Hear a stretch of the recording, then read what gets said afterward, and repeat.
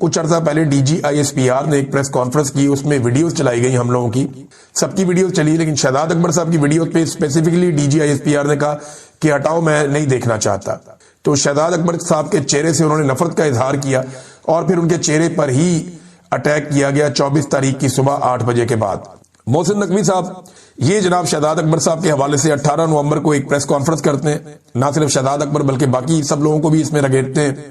اس کے بعد ایک پریس کانفرنس کرتے ہیں نومبر میں، پھر یہ 4 دسمبر کو جین میریٹ سے ملاقات کرتے ہیں جو برطانیہ کی سفیر ہے، اور خبریں لگوائی جاتی ہے کہ شہزاد اکبر اور دیگر لوگوں کو ہمارے حوالے کیا جائے۔ اس میں ایک عادل راجہ صاحب بھی ہیں اور دیگر لوگ بھی ہیں۔ پھر میرا اور صابر شاکر صاحب کا نام آتا ہے بار بار خبروں میں کہ ان کو بھی جناب پکڑ کے لے جائیں گے۔ مجھے کئی لوگوں نے اس بارے میں رابطہ کیا، تو میں نے کہا جب پکڑیں گے تو آپ کو موقف بھی دیں گے جب کوئی ایسی چیز ہوگی۔ پھر ہمیں ٹیلی فون کالز آنا شروع ہو جاتی ہیں، یہ مجھے بھی آئی ہیں، صابر شاکر صاحب کو بھی آئی ہے، شہزاد اکبر صاحب کو بھی غالباً ضرور بتایا گیا ہوگا، مجھے وہ فکر مند دکھائی دے رہے تھے لیکن کوئی اسپیسیفک انفارمیشن انہوں نے میرے ساتھ پہلے شیئر نہیں کی تھی۔ ہاں وہ یہ ضرور کہتے ہیں کہ انہیں اس بات کا خطرہ موجود ہے کہ ان کے اوپر بار بار حملہ کیا جا سکتا ہے۔ ہمیں باقاعدہ یہ بتایا گیا کہ آپ کو کیئرفل رہنا ہوگا، آپ کے اوپر اٹیک ہو سکتا ہے۔ ابھی جو 2 دن پہلے ہم نے ایک پروگرام کیا تھا، اس پروگرام میں بھی جب ہم پہنچے تو ہمیں یہ اطلاع ملی کہ وہاں پہ کچھ ایسے لوگ پہنچائے گئے ہیں جو آپ کے اوپر یا تو اٹیک کر سکتے ہیں یا کوئی حالات کو خراب کر سکتے ہیں، لہذا ہمیں موقع نہیں ملا لوگوں سے زیادہ ملنے کا، اور ہم نے اپنا پورا پلان تبدیل کیا تھا، اور اس کے بعد پھر زیادہ لوگوں سے ملے بغیر اپنا پروگرام مکمل کر کے ہم چند لوگوں سے ملے، اور پھر ہمیں وہاں سے جو انتظامیہ ہے انہوں نے کہا جی آپ نکلیں یہاں سے فوراً، ہمیں پھر وہاں سے نکلنا پڑا۔ اب یہ برطانوی حکومت کو دیکھنا ہوگا کہ ایک سابق فیڈرل منسٹر ہے، کیبنٹ کا ممبر ہے اور ایک امپورٹنٹ آدمی ہے، پاکستان سے اس کا تعلق ہے، برطانیہ میں اس کے اوپر 2 مرتبہ حملہ ہو چکا ہے۔ اس حملے کے پیچھے کون لوگ ہیں؟ اس شخص کے بارے میں ایک اور چیز انہوں نے کنفرم کی کہ چہرے کے اوپر اس نے ماسک پہنا ہوا تھا، یعنی وہ اپنی شناخت کو چھپانا چاہتا تھا۔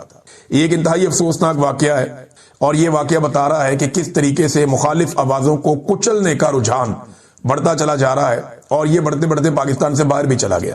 کینیا میں پاکستان کے ایک بڑے نامور صحافی ارشد شریف، انہیں شہید بھی کر دیا گیا تھا، اور لگاتار جو لوگ آج بھی پاکستان کی ریاستی اداروں کے حوالے سے خبریں دے رہے ہیں یا یہ بتا رہے ہیں کہ وہ زیادتی کر رہے ہیں، وہ سیاست میں مداخلت کر رہے ہیں، اور پاکستان کے حوالے سے جو لوگ عمران خان کے موقف کو سنوا رہے ہیں وہ لگاتار خطرے میں ہیں، اور یہ خطرہ ختم نہیں ہو رہا۔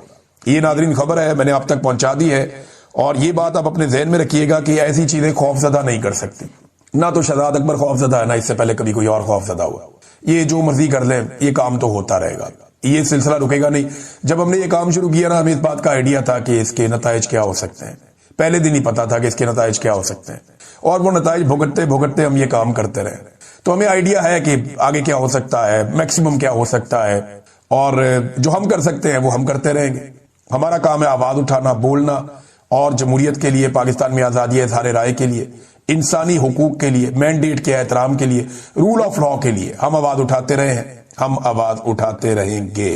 ناظرین ایک اور جو اہم خبر ہے پاکستان سے، جب وزیر اعظم نے کہا کہ جی آپ مذاکرات کرنے ہمارے ساتھ آ کر، تو اس پہ پاکستان تحریک انصاف نے ایک بڑا سمارٹ موو کھیلا ہے۔ اب سمجھ آئی کہ عمران خان صاحب نے یہ کام کیوں کیا تھا۔ انہوں نے کہا جی کہ آپ جانے اور تحریک تحفظ آئین پاکستان جانے، عمران خان صاحب نے یہ مینڈیٹ کے مذاکرات کرنے یا نہیں کرنے، معاملہ کدھر جانا ہے، یہ عمران خان صاحب نے دیا ہوا ہے تحریک تحفظ آئین پاکستان کے لوگوں کو۔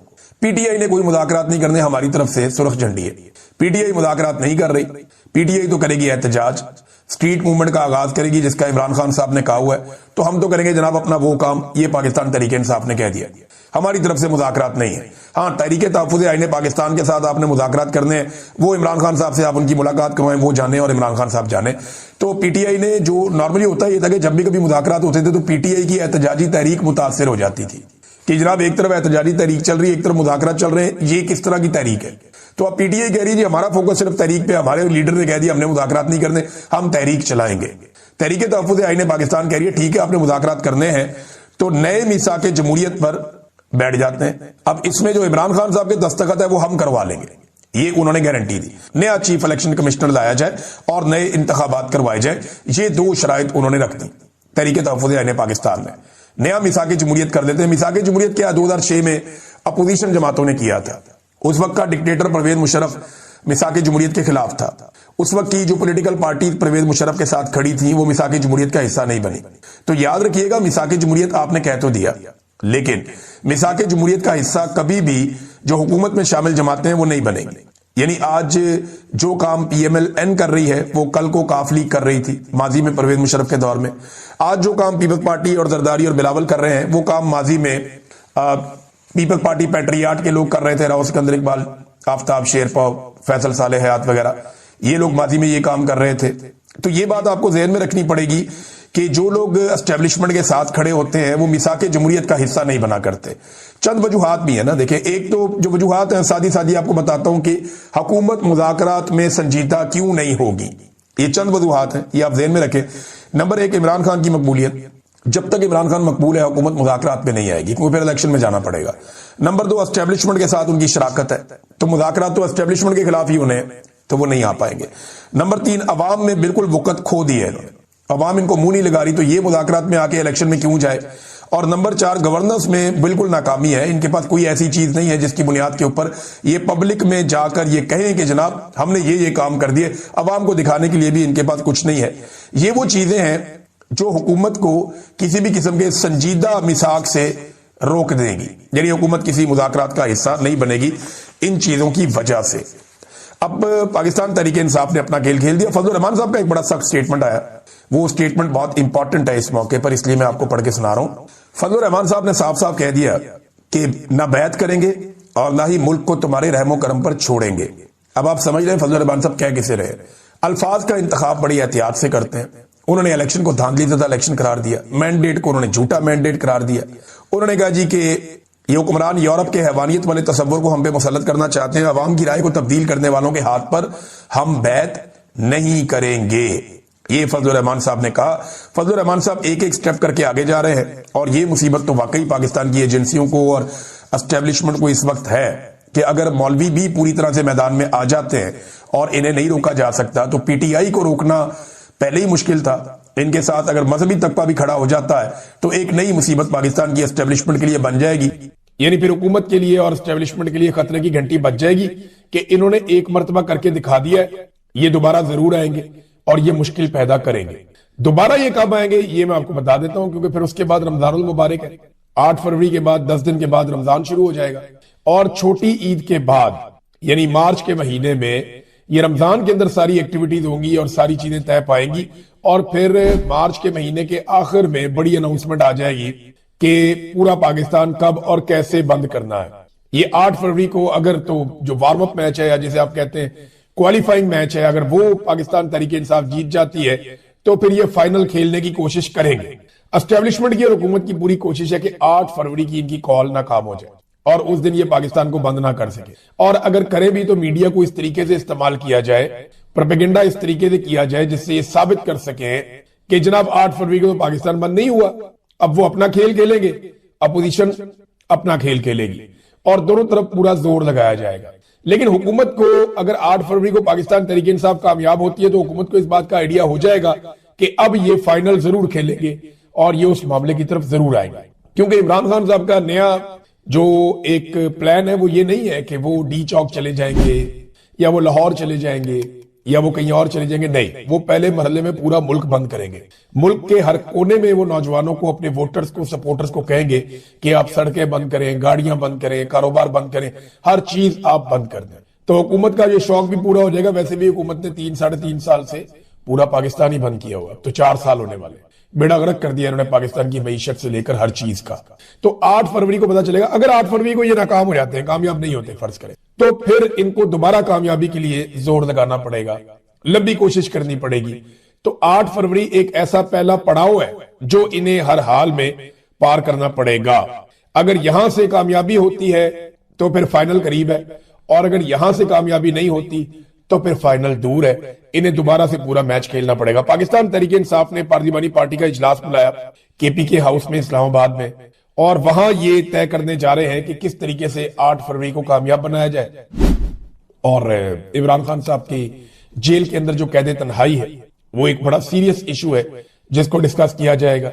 अचकजई साहब का अपोजिशन लीडर बन जाना ये एक तरह की कामयाबी है, اور اس میں دعوے کیے جا رہے ہیں کہ نواز شریف صاحب نے رول پلے کیا. نواز شریف کا لینا دینا ہی کوئی نہیں. دیکھیں عمران خان کے پاس حکومت بنانے کی طاقت تھی, عمران خان سے حکومت چھین لی گئی. پھر عمران خان کے پاس جو ہے وہ اپوزیشن لیڈر بنانے کی طاقت تھی, تو انہوں نے اپنا اپوزیشن لیڈر ایک پہلے نامزد کیا, اس کو نائل کر دیا گیا, تو انہوں نے دوسرا کر دیا. اب اس میں نواز شریف کا نہ لینا نہ دینا, لیکن کیونکہ یہ آئینی کام قانونی کام بھی روک کر بیٹھے ہوئے ہیں, تو کیونکہ 4 5 6 مہینے گزارنے کے بعد, یعنی عمران خان صاحب نے تو اگست میں کہا تھا اور یہ نوٹیفیکیشن جا کے جنوری میں ہو رہا ہے, تو اتنے مہینے لگانے کے بعد یہ نہیں بتا رہے کہ اتنے مہینوں کے لیے ذمہ دار کون ہے. وہ یہ کہہ رہے ہیں کہ نواز شریف کی بڑی مہربانی.